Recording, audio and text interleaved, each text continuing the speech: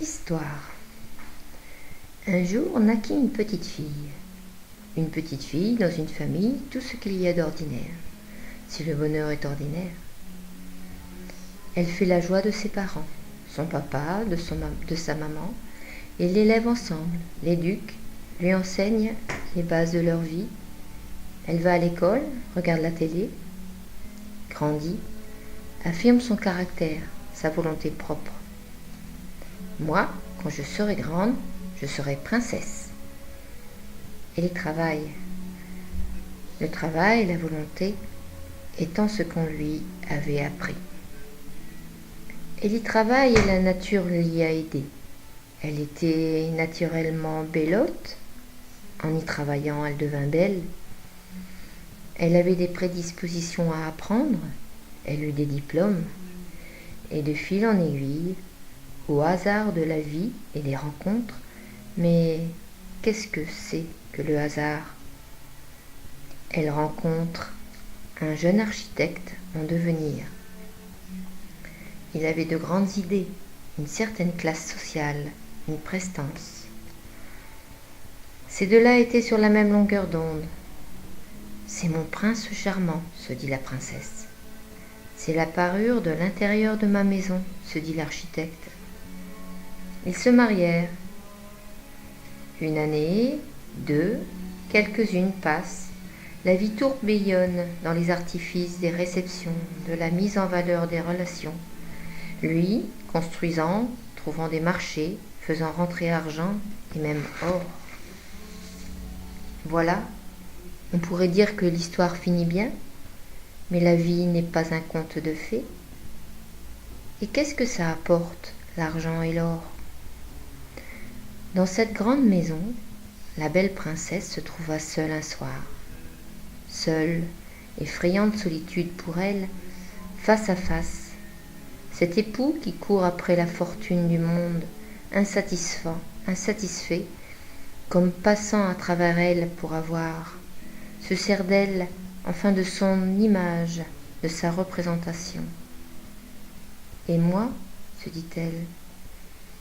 Elle s'assoit sur son fauteuil, regarde à travers la fenêtre et revient à l'intérieur, sur la table, un bouquet de fleurs de saison.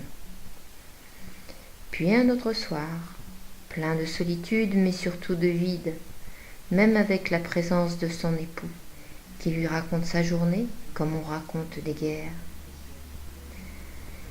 Puis encore un autre soir, et le vide, la perte des éclats des jours. Ses souvenirs d'enfance reviennent à la surface. Elle a comme perdu l'envie de croquer la vie.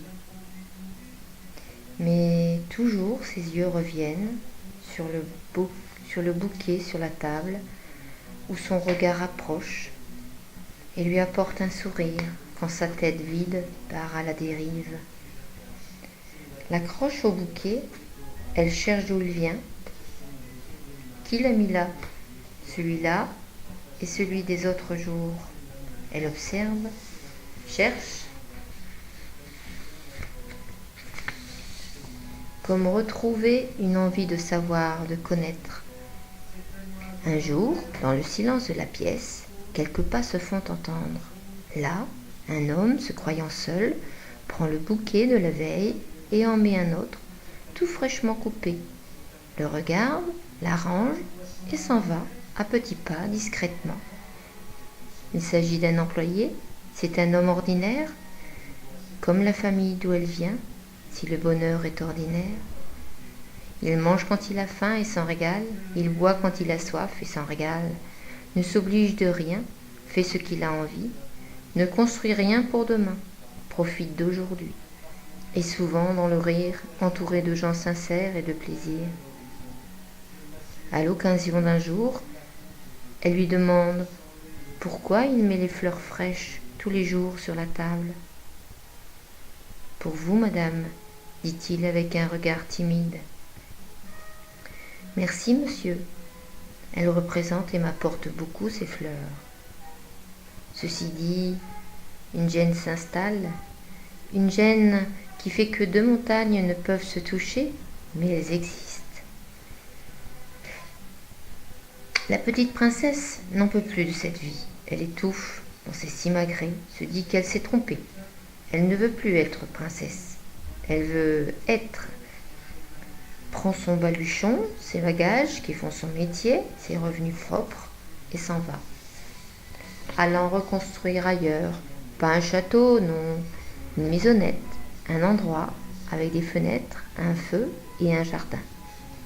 Quand la vie lui est un peu dure matériellement, elle pense au confort de l'autre vie et sourit. Ah, que je suis riche, je ne suis plus seule, je ne ressens plus ce vide. Je me sens à ma place. Et quand vient le soir, elle s'assoit auprès du feu, regarde l'horizon par la fenêtre et ses yeux reviennent illuminés d'un sourire sur le bouquet de fleurs posé sur la table.